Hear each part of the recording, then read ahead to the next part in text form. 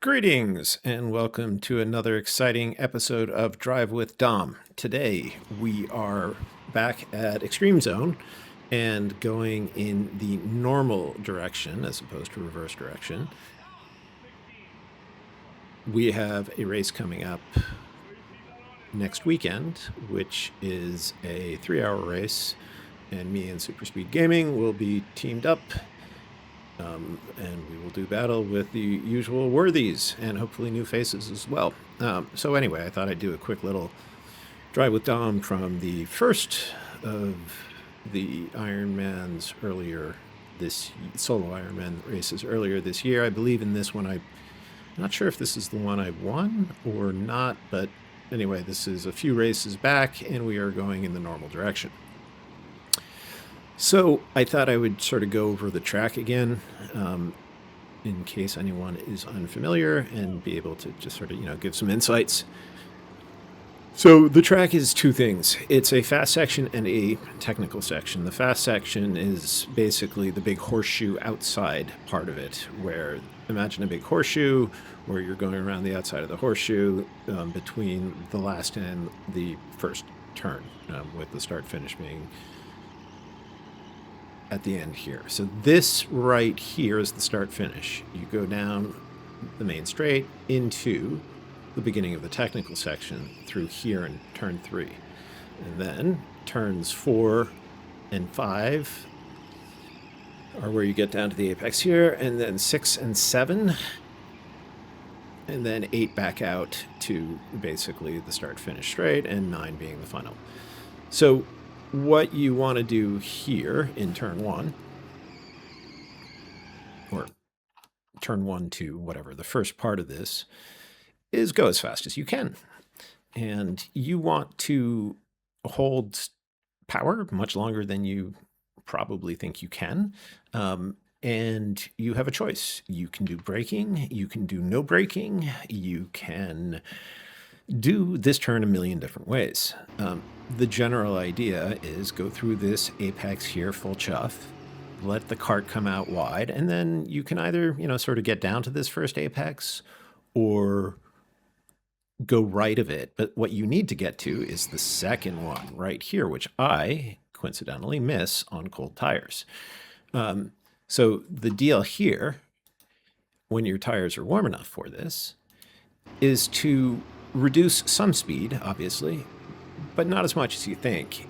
And you can choose, by the way, to take speed off a little bit earlier. So rather than carrying a ton of speed as close to this apex as I can and then getting off, maybe instead what I could do is get off a little bit earlier, but then get back to throttle earlier through here. So play with like different timings. But the general gist is this: is send it hard into the first turn, use the width to to really accelerate down into that turn.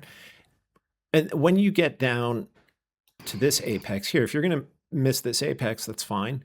You just want to make sure that you get turned up correctly here and you're not wide of that. So, we'll see as my tires warm up how things go. You want to be properly set up, obviously, for the inside section. So the inside section is all about clipping your apexes and not overdriving, and not making a mess of things. So this is a track that seems to reward you for being well gripped up, and there we go, that's on the apex. All right, hang on a second. Let's go back to here.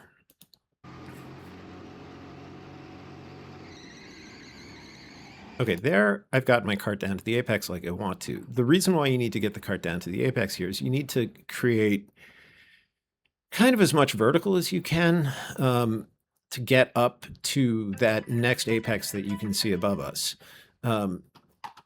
So it is very critical, I think, to be as tight to this apex as possible, and your entry of it will sort of determine kind of how you can get vertical to this apex, turn up into it. If you're setting it down really hard to the first apex and diving in deeper to come back up, you're doing a bigger turnaround. If you're coming in shallower, you're rotating the cart more at this point. So both are valid, just play with them. Find which one works for you. But the key here is to be put into this situation here where you've got the ability to not get trapped behind the upcoming next turn. So, all right, so we're going to go boom, boom, boom, and we're going to get down to the bottom apex here. Okay, I'm going to, obviously you can see like I'm pushing the cart left here, but I'm not going to carry it as far left as you might think. I'm going to turn it over sooner. And what I really want to do is I really want to lay the right-hand side of the cart pretty much on top of this apex over here. And be able to hold the right side on exit nicely so that I'm not pushed left towards the next apex. So here I want to get down to this apex and I miss dramatically. Cold tires. But I get that one. Okay, let's go try again. As our tires heat up here, you can see like there's little, you can see the little moments where the tires are sliding. A little wide. A little better there, but you can still see I don't quite have the grip where you can see the cart almost rising off the apex. It's like it's trying to stay down there, but it can't. See? It's like pulling left. So that's because the tires aren't there yet, but they will be. Wide of that apex, letting someone by. That appears to be Rob.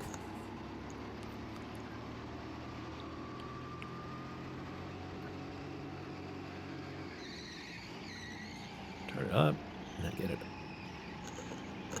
So you can see, like, if you get it down, you start floating left, but there is a point where you can hold it there. You don't want it to bounce. You don't want it to carry you too far left. So let's see.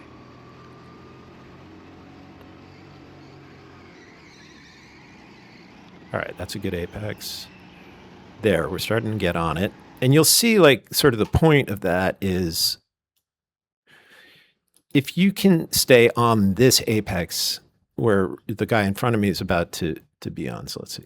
If you can stay on here, you can keep the cart from carrying too far left coming out. You can see here I get half three-quarter track, and then I'm hustling it back over. I'm not getting necessarily all the way back over, and I'm not getting this first apex. I'm focused on the apex that Rob is approaching right there. Dink, and I want to clip that, and I want to clip this. Those two apexes are super duper important. Anyway, let's go back to where we were.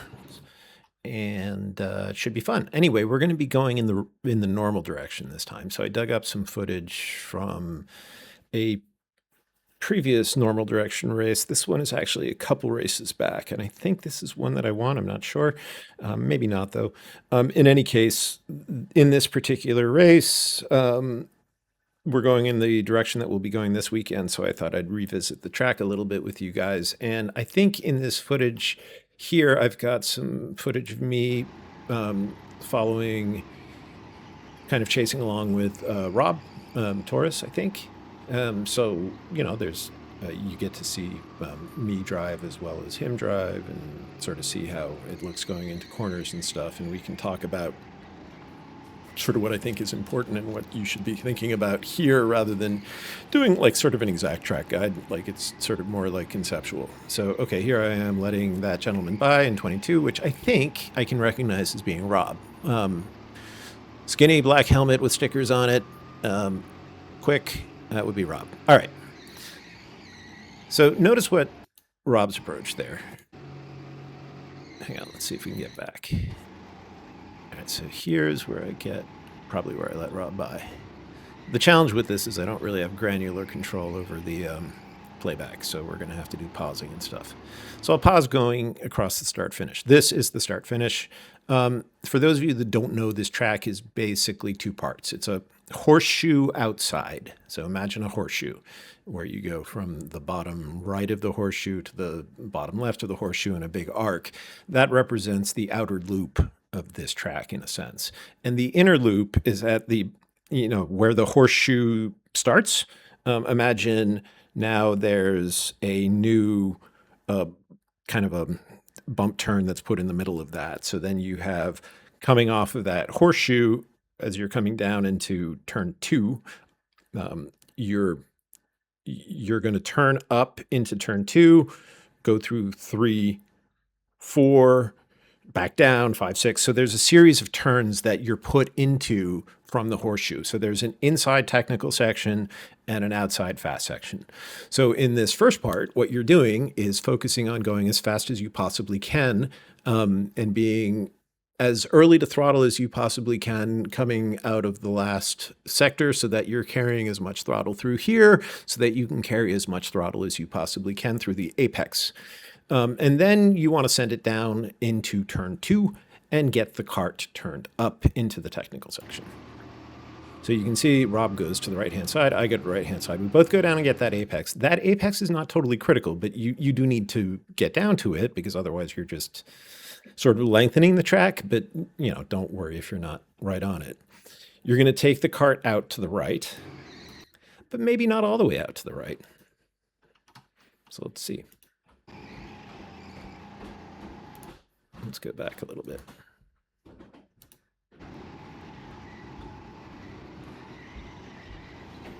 All right. Rob's going to go down the right side. Go down the right side of the track. I'm going to position more middle here just in case. And I can cut off a little distance there. Now, that wasn't, in my humble opinion, beautiful. But I did close up a little on Rob. So I think here I'm just trying to say, oh, okay, normally I would be a little bit tighter there. But here I think I'm just trying to close up on Rob. So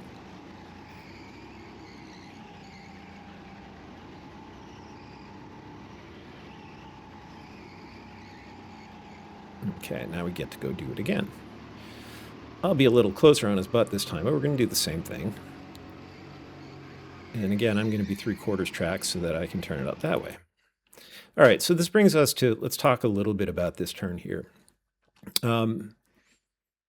Probably the most immediate place people can pick up some time here is in this turn, because I think all of us, when we first start doing this turn, have a tendency to overslow for this, because, this is kind of weird. You're sending the cart full throttle down into this, 180 turn that you have to turn the cart up and around in. So we have a tendency to want to, either brake or lift a lot. But the truth of the matter is, you can hold throttle very, very, very deep into this, and you can get off throttle very, very, very late, which allows the cart to rotate, right? Because you're suddenly changing the weight balance of the cart when you get off the throttle, and the back will come around, and you can get the cart pointed up and through the turn.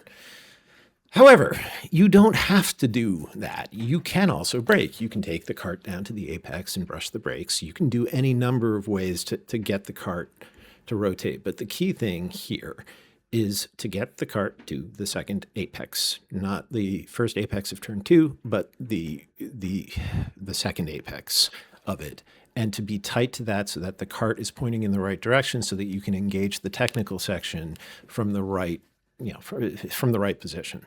So again, play with this turn here. You can either run the cart out all the way to the wall. You don't have to run the cart out all the way to the wall, but the important thing here is not this apex, but it's this apex. This is the one that you need to be on. In this particular case, I'm too close to it, but it's sort of good enough. So hang on a second. Okie dokie, I'm back actually after an extended break, but let's pick up where we left off. So we were talking, started to talk about the inside section and clipping the apexes in here. So let's just keep following Rob.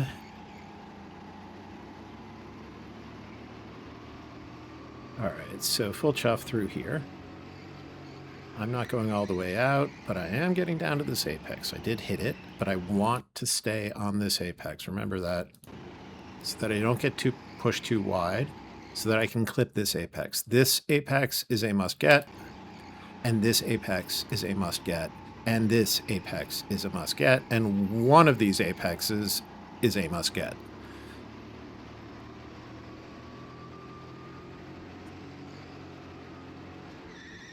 It was a lot of fun passing into this, by the way. All right, now we're starting to get some more interesting heat in the tires, and we're starting to be able to hang on to the turns. So one of, I guess, so I've spent a lot of time doing laps here, right? Trying to figure this place out. And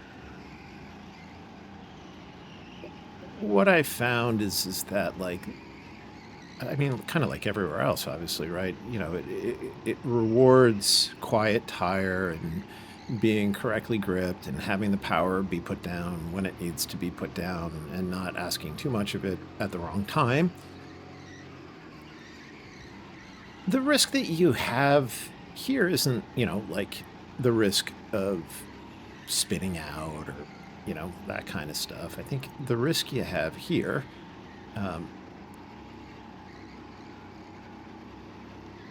is just the plain old overdriving risk, right? Where it's actually quite subtle, but, when you're going through these turns, you're trying to find the point at which you sort of capped out on the lateral load that the cart can handle before the tires give up.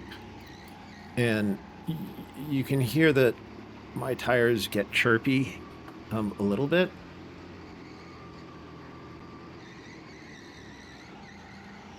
That was wide. It's okay. What I don't want to have happen is that chirp turn into sideways lateral movement, right? I don't want the cart releasing it all so that it slides out kind of laterally and we're not fully getting all of the energy put down. So all of this stuff in here, to me, doesn't involve braking. All of this stuff in here to me, is about expressing throttle at the right moment. And it's all done via modulation. So from all of this is you either adding or subtracting power at the right time. And how much you add determines whether you're going to be able to hold the most loaded part of the turn without the tires wanting to release and go sideways, right? So that little squeaking is me approaching that point. And maybe sometimes I go beyond it and it's less good. But that one I just did there, for example, was perfect. Let's go back. Okay, watch this next turn. Listen to this next turn. There. Pretty good. Starting to get there. Yep. Okay, so in all of those scenarios, I'm trying to be extremely careful with putting down the power such that the name of the game in karting is always being early to power, right? It's being the first guy to power out of the turn. But in the case of this track, you're never out of power. You're modulating power the entire way. So you're never fully off, and you're frequently fully on, but you're never fully off.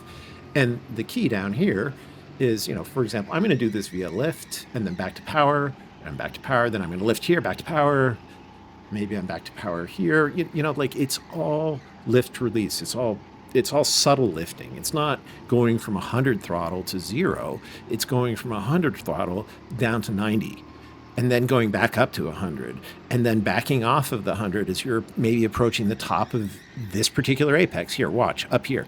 Maybe right there I'm not at 100 at that peak moment because the cart literally is trying to disattach itself from the track and pull left.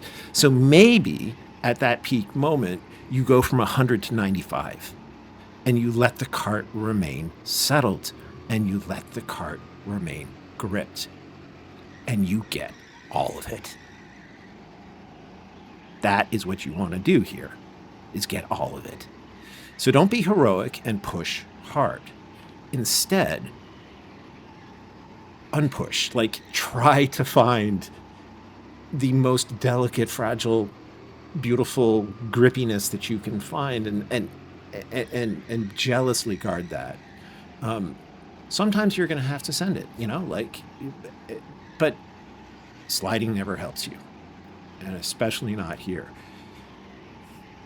Extreme Zone is interesting because unlike some of the indoor tracks that we've been at recently, right, HQ and RPM in Stanford, it is much more of a traditional surface. This is a polished, I would say, concrete surface, and it's very smooth, and it's very good for slick tires.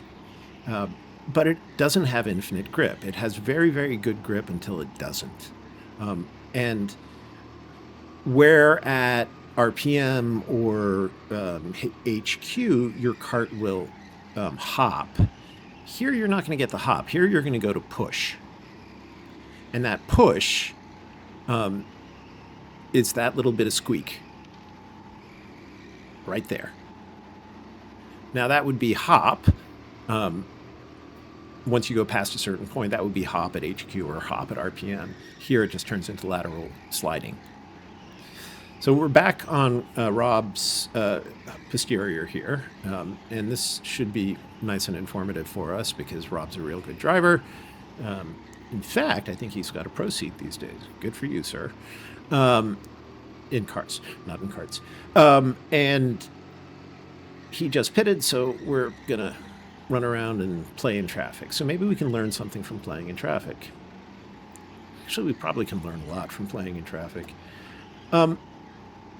In the evolution of my driving, I got a lot better at racing when I stopped trying to, I don't know, trying too hard, I guess is the way to look at it, which is when you first start racing, you don't know how to pass. You don't know how to get around people, and you don't understand what's going on, really. And you're kind of awkward about it, and it gets messy, and, blah, blah, blah. Anyway, the better people get and the more experienced they are, the more they understand that racing is about not slowing down. It's not about fighting other people. And your objective is to get around other people as best as you possibly can with as little time wasted as you possibly can. And if that means helping the other guy, then you're going to help him. Because what you want to do is you want to take the slow people and make them fast. And if they don't know how to be fast, they're going to fall off of your nose.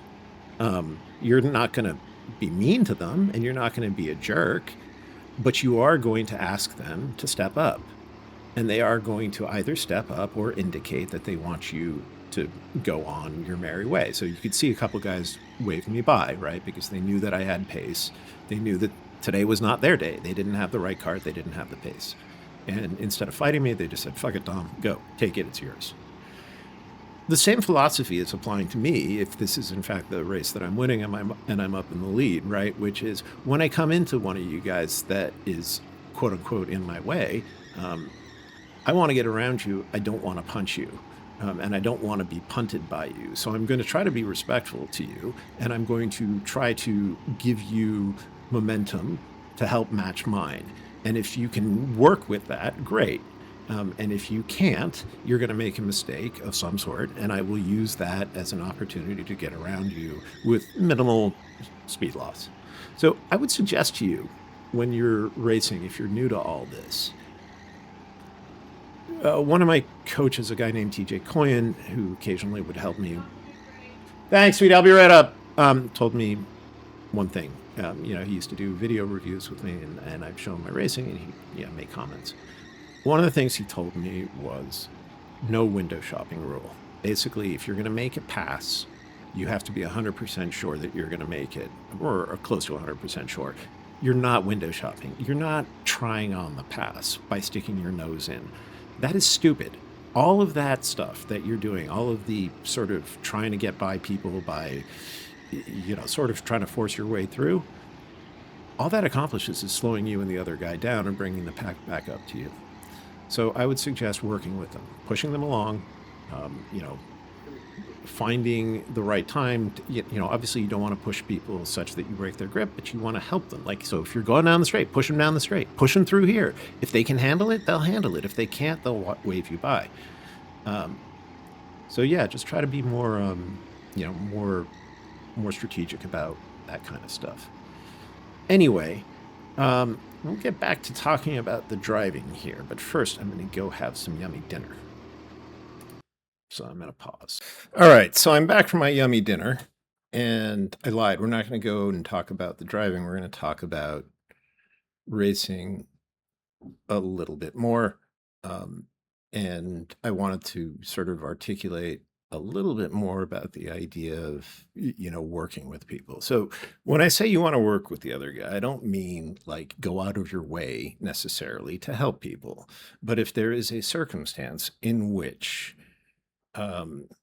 you find yourself having someone who is slower ahead of you, and for whatever reason there is just no clear path around them, that is when you want to work with that other guy and put nose to bumper and start moving them down the track a little bit, and that gives them, the tippy tap gives them a chance to put their hand up if they don't want you to race with them. So don't think like you need to go around helping everyone, but you need to make intelligent decisions. Like, if right now isn't the time to pass for whatever reason, the answer is not to get frustrated and start trying everything under the sun. The answer is to say, hey, I'm here, I'm faster than you, here's some pace, either get on train or let me get by. So use your best judgment. Anyway, getting back to the racing itself, let's turn this volume back on. I think I'm going to try to crank up the media volume a little bit because I think we might not be hearing much. The main point, I think, that I wanted to get across through this video, which is like the mechanics of this track, the mechanics of the track aren't particularly hard. Like, I think what is the most important thing is the idea that I was trying to talk about before, which is this idea of thinking about staying really well gripped all the time. And in particular, the idea of doing throttle reduction, as you're approaching the peak of the turn, if necessary. Because again, what I have found here is that your best runs are going to be the ones where you are able to stay basically on the line and not ever drift off of it. And sometimes that means taking off speed. So again, we really want to be careful with throttle modulation throughout the course of the turn, and don't necessarily assume that 100 throttle is where you want to be at all times. It's not. All right, so for funsies, I've loaded up some practice footage, also in the normal direction, and I thought I'd show you this one corner just because as I was looking, this sort of interested me in terms of an example of what I was talking about in the first turn, corner 2, right? How I'm saying you can carry lots and lots of throttle really, really late there. Well, so let me show you an example of, carrying lots of throttle way deep into it and sort of what results from that. You can see us super deep there. The challenge, of course, with going super deep is that you then have to be stable at the apex of turn 3, which is the right-hand turn that goes downwards after the fast section here. So let me show you what I'm talking about. So we're still holding on to throttle. You can see, like, it's only at this point right here where I'm starting to take off.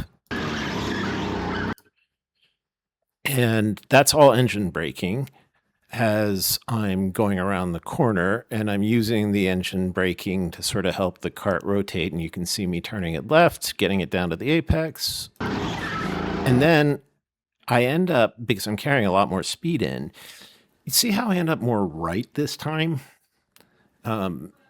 I'm closer to this wall immediately to my right. That's not ideal.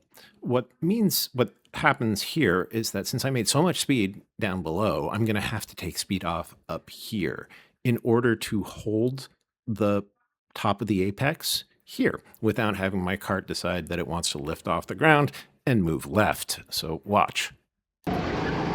Here, I'm having to take, you can see right there, the cart comes up at an acute angle.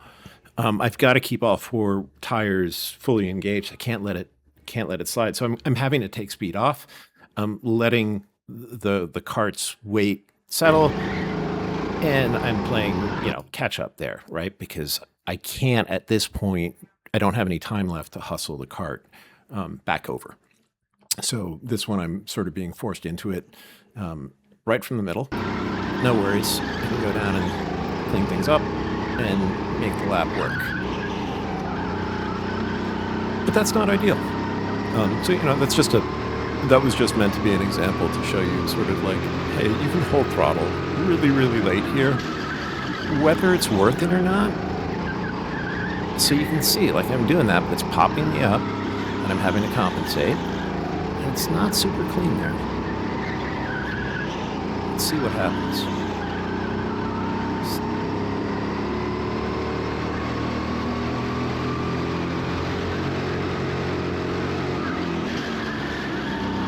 Nice. Took a little bit of the wall, but I worked out okay. Really good apex there, really good apex there, good bounce there, good bounce. Oh, little tap on the wall there, not ideal. And that caused me to have to, you see that? This is what I'm talking about. Watch as I dump some speed accidentally here, watch. Right there. That is what I mean. When I'm saying you're drifting, where you're sliding laterally, this is what I'm talking about. Here. Right there. That is what you do not want. That is time wasted when you should be building power, or power should be rising, and you're just managing. But again, you can see every time there I'm getting down really close to that other apex. Like, that is a must-do. So here, this is the one I'm talking about. You want your cart up on this thing. You want to take some speed off so that you can stay on this thing. And you don't want to end up too far left. And then you want to go down and get this bad boy, pick up some speed here so you can get down.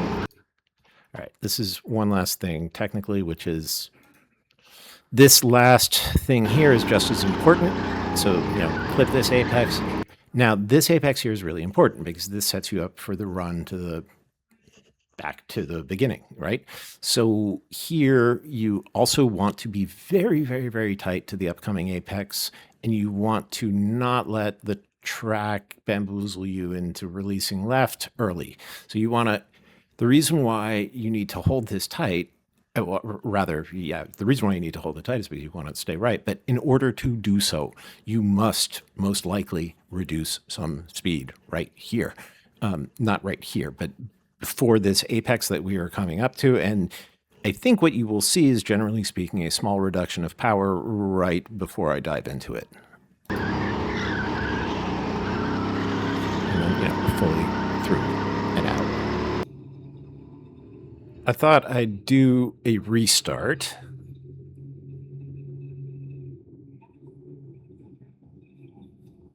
So that we could examine sort of driving in traffic a little bit.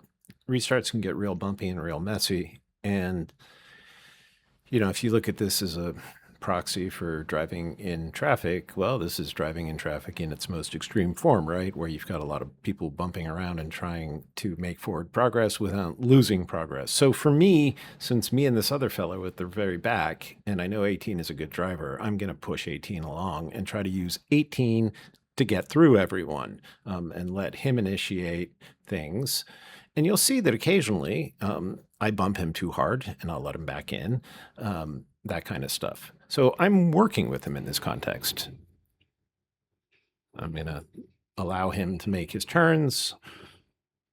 I don't want to fall off of him at all, because if there were anybody behind me, they would be, beating me up.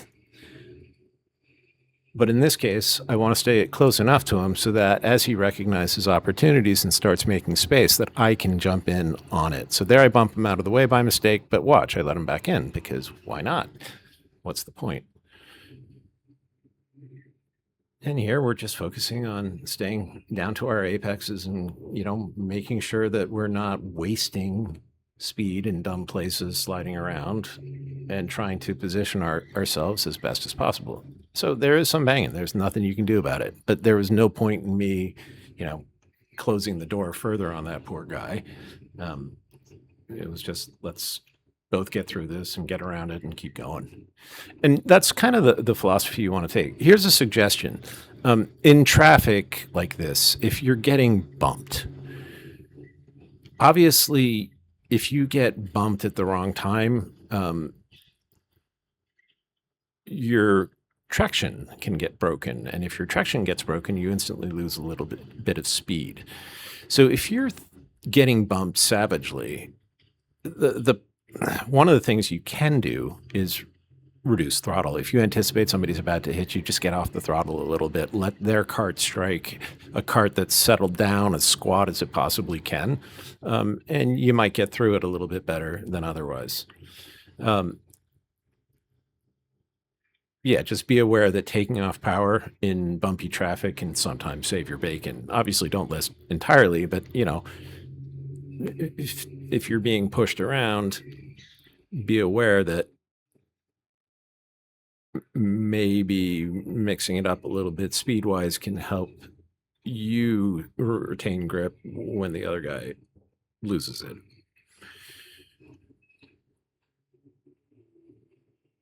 Anyway, here 18 has gotten, up ahead of me, and I'm probably going to work my way back to him.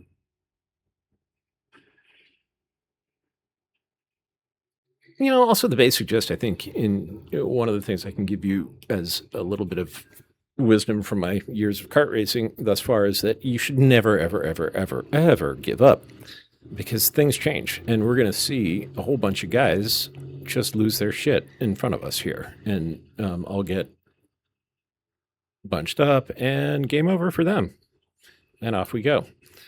So if you think you're having a bad race, somebody else had a bad race too, and may have a bad race more times than you had a bad race, and therefore you will do better than them. So just don't give up. Keep trying. Anyway, what's the point of giving up? You paid money to do this. Don't be a little, jerk face and, give up. Give it 110% always, because there's always hope. And anyway, it's more fun. So I guess that's about the extent of my wisdom right now. I guess it's keep it tight to those apexes. Most importantly, pay attention to the balance of the cart. Don't let the cart crab walk wide. At the peak of the apex, you may need to go from 100% throttle to 98 or 95 to keep the cart where it needs to be on the line. So again, this is not really a track where braking features, but it can if you want it to. But for the most part, it's about throttle modulation and being tight to the apexes, particularly in the inside section. All right, guys. Well, hopefully this was helpful, and I'll see you all at the next race coming up next week. Be well.